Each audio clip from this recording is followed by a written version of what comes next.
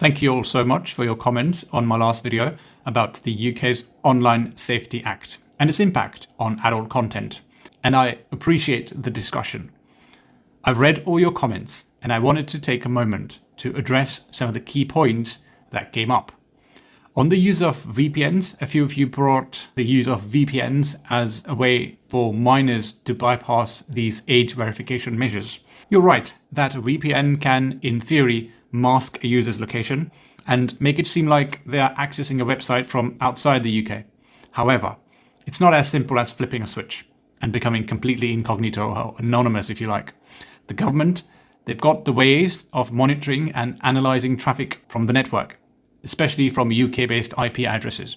With the advancements in AI and data analytics, identifying and flagging this kind of traffic is becoming incredibly efficient.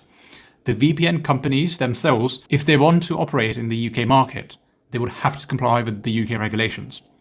This could mean being compelled to provide data to the authorities, making it much harder for users to truly remain incognito. So while a VPN might seem like a simple workaround, it's not a foolproof solution.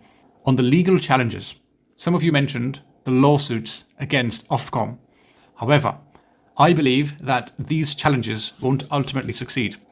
The core principle behind this law is to protect children. And that's the goal that most of the parents and the responsible adults support.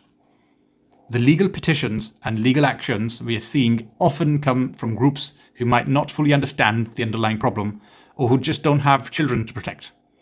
I am hopeful that the UK courts will recognise the critical need for these protections and side with Ofcom.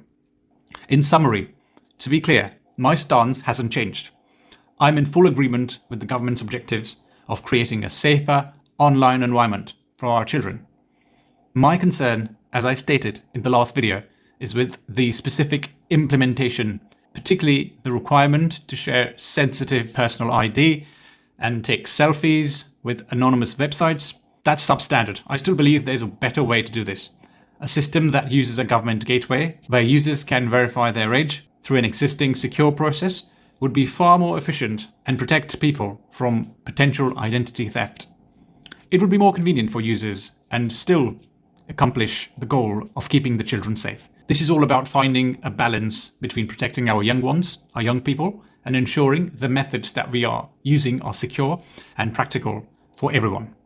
I'm glad we're having this conversation, and I want to thank you again for being so engaged. Let's keep working towards a better, safer online world for the next generation. Thank you for watching and see you in the next one. Cheers.